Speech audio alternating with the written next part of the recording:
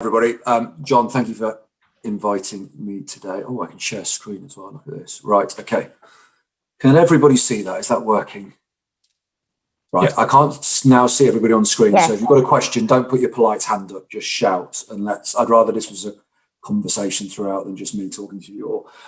So just a little bit on what we're covering today. So just for context, I'll give you a little bit about Right to Succeed and our experience of collective working in place, and I'll try and whiz through that to get to the bit that we are all actually really interested in, which is the kind of what we've learned about building teams for place-based change work, and then the most important bit, the Q&A at the end. So just a little bit about us. Our vision is every community is a strong community where every child is supported to succeed, and our mission is to work collectively to strengthen communities and systems that enable children and young people to succeed. By succeed, we mean a very broad set of things, essentially being around children having the capability, well-being and access to opportunity and support they need to have kind of real agency about the direction they want to take their lives in future.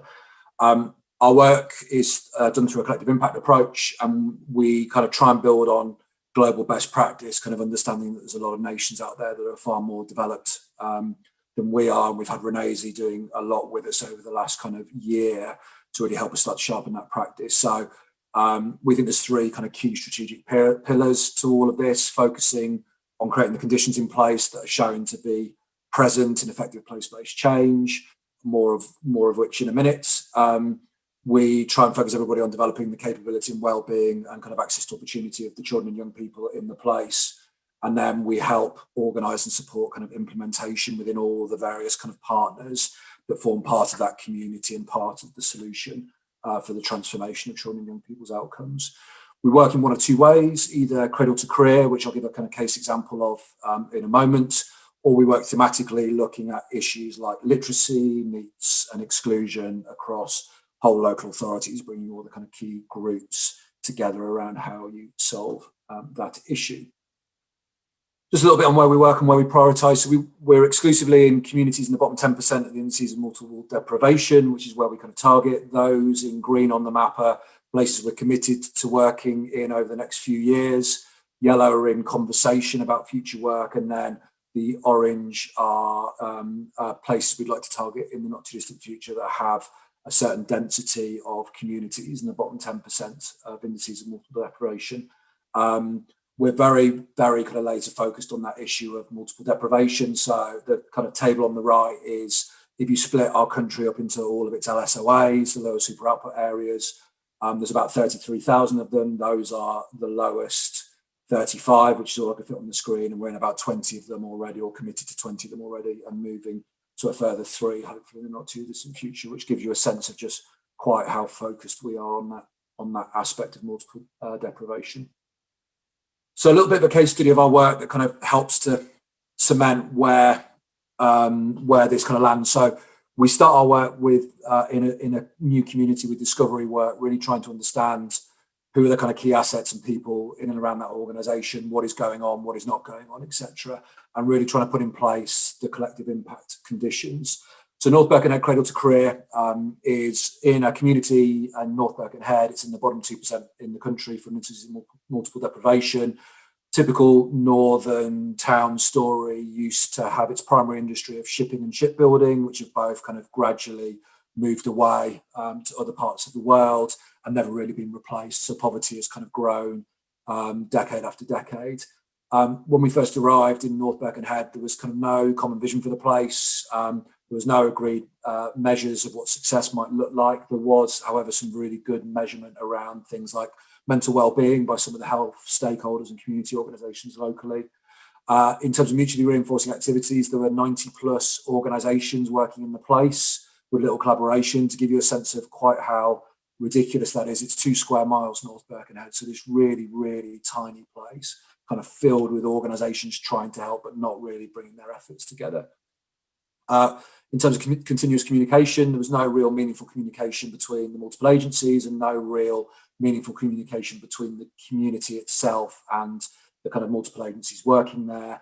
And the community was saying that they were sick of people knocking on their doors, cold calling them, flyering them, offering them help at random. But at the same time, they didn't understand what the local offer was. They didn't understand what was out there they could access. And in terms of backbone function, there was kind of no organisation taking the lead role in organising the kind of transformation. However, there was some excellent kind of local practice in community connectors and community organisers working to support vulnerable families and bring people together with some really kind of lovely community campaigns, doing some really great stuff with the community. So there's stuff to build on, but a lot of the conditions there required for a place to transform its outcomes just weren't really present. Where we got to by the end of discovery, working with the leaders, residents and kind of professionals serving that community, was a kind of clear vision, a clear shared measurement framework. The bit I'll focus attention on, which is always the really interesting bit, is the mutually reinforcing activities bit, the kind of real bits of action. So all of the schools, early years centres and the college have come together to prioritise the kind of key issue that came out within the community consultation work in their space, which was around literacy. We've helped them to kind of assess, I think they assessed 94% of the children against kind of very robust measures, which have shown that about 27% of the children are kind of 2+ years behind in reading age, so are really going to struggle to access the education that's being offered for them. So actually, this is the schools, the early years centres, the colleges kind of coming together to work out actually how do we start to close that gap and get children up to a reading age where they can really start to make progress in their education. Within the families, we've built out the kind of community connectors within the place, which was already working really well, but was probably subscale. And these are kind of working with the most vulnerable families to kind of help those families plan and help bring the support around those families in the way the family wants it, rather than in the way the services want to deliver it to them. The community itself wanted to take ownership of some key issues and kind of set up campaigns on that. The two main issues being antisocial behaviour and how to start to overcome that. So the project's going to be able to draw down the Safer Streets funding. 2,500 residents are fed into where the CCTV cameras need to go, which alleyways need gates, which street lights need replacing, all that kind of thing. So some really wonderful stuff happening there. And the next thing coming there is then what's the youth offer to give children a better option than hanging around on the streets.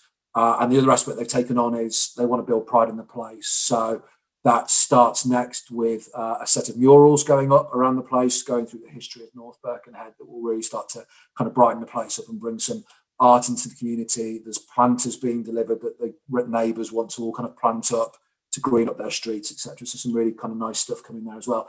And then the services bit, Wirral Council and the local services have been absolutely tremendous. They've been on the steering group from the very beginning.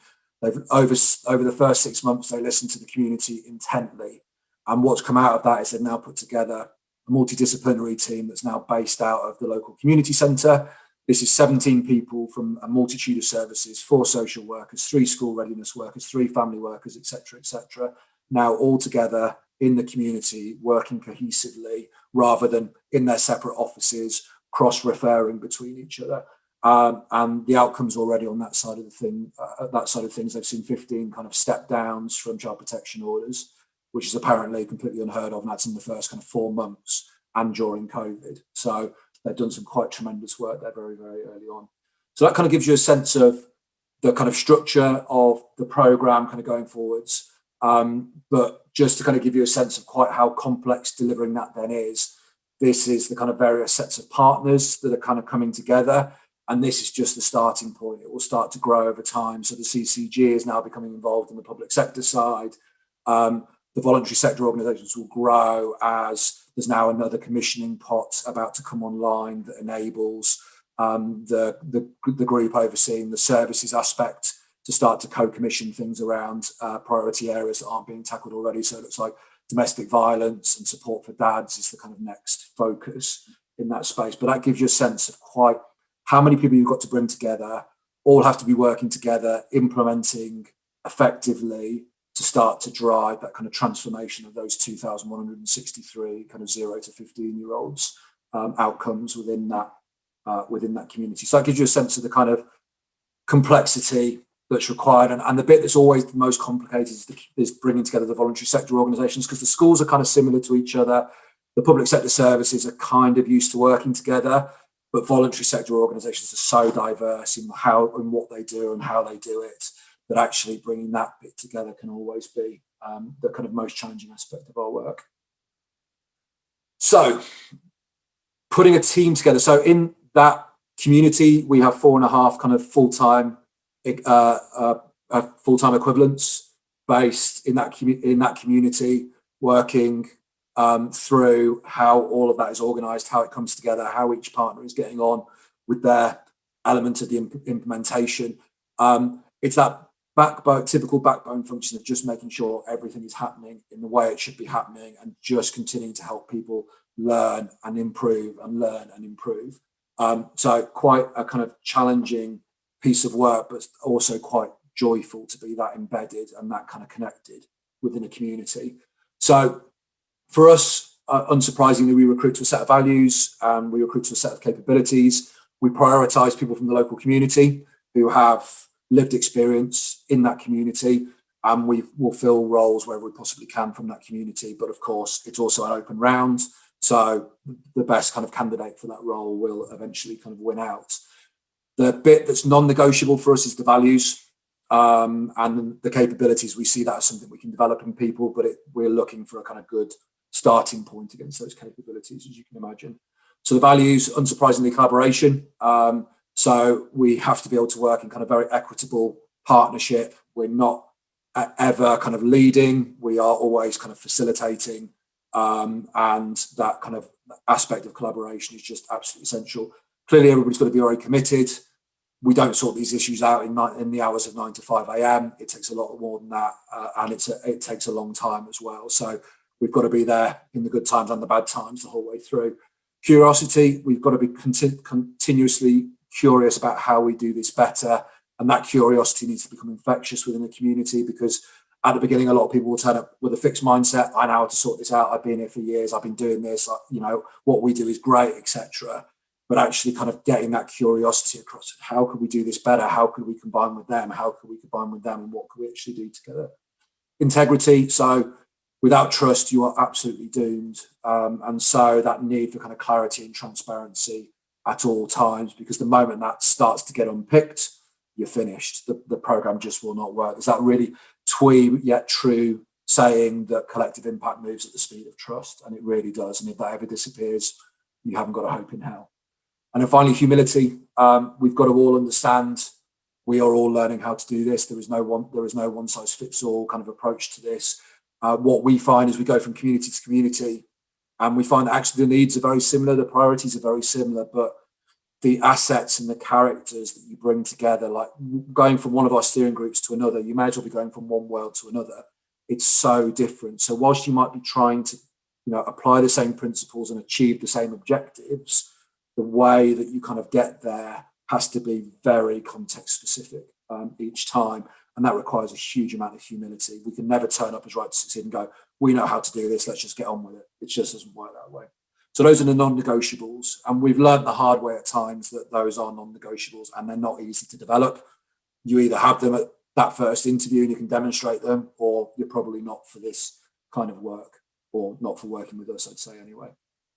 And then capabilities, I know this is generally the kind of more fascinating bit, so I've left quite a lot of detail in here for when the slides are shared. But we kind of look at the capability sets at 4 levels: engagement and collaboration, building effective teams, facilitating change, and diagnosis and analysis. So on that first one, in engagement and collaboration, clearly they've got to be able to develop great relationships.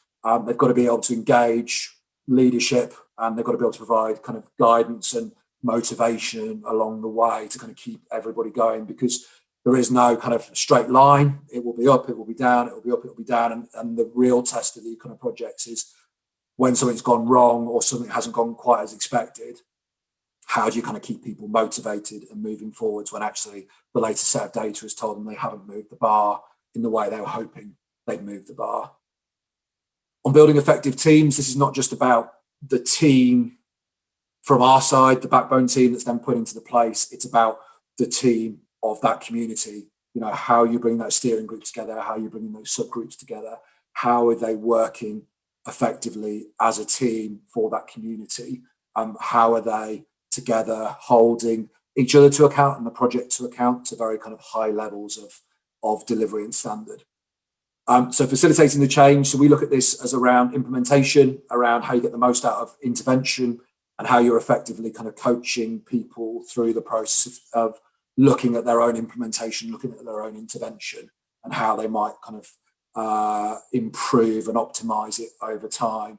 So we see implementation as both being about instruction and facilitation. So how do you get people up to speed with implementation science and starting to think about how they apply that in their context? How do you then help them facilitate that and learn how to bring really great implementation science into how they are delivering change within their institution?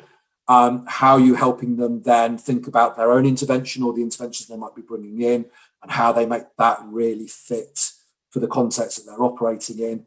And how are you essentially coaching these people through this? Because for me, place-based change is about giving away ownership. The moment you start to take that ownership back and you start to tell people how to do things, the illusion is kind of gone, and the chances are that before too long people will start to fall away from the project. So it's always about trying to put the onus of ownership onto those amazing kind of local professionals, leaders and residents that are driving that change. And then finally, diagnosis and analysis. This kind of work, if it's going to be effective, has to be very data rich, and you're often going into environments where there hasn't been kind of systematic working around analytical data sets. For example, there's probably lots gone on around kind of statutory data sets, but things that are looking at child development, child well-being, etc. The kind of history of delivering those kind of measures, analysing those measures, responding to those measures might not be there. So actually, how do you start to kind of help model that, and how do you start to make that part of kind of the everyday experience of the professionals and leaders working within that context? So that's how we currently think about things. And I'd say we are learning. So this is just where we are on the learning journey. This is not, as far as we're concerned, the answer. The next step for us is we're in the process of kind of formalizing our team development officer, which is a process of kind of magpieing great stuff that's out there already. So we're about to give all of our staff kind of Prince 2 Agile training on the kind of, the facilitation and project management side. We've just had them all going through Tamarack Institute's community engagement training, which has been absolutely fabulous. So it's just trying to work out how we bring those kind of excellent pieces that exist out there together, but then where we've got gaps, how do we find a way of filling those gaps ourselves as well? So fingers crossed, in a few months' time, we might even be able to come back to this group and say, this is what we found so far that we think is excellent, and is forming part of that training offer in case that is in any way useful. So yeah, that's us. That's how we think about place-based change and teams. And I hope that was in some way useful to everybody. There's our contact details if you want to follow up. I'm really glad to see Annie's part of this group as well. Annie's the real brains behind this. I'm just basically presenting Annie's work to you today. So, but any questions and answers, please let me know, and I'll try and get Annie involved in it as well.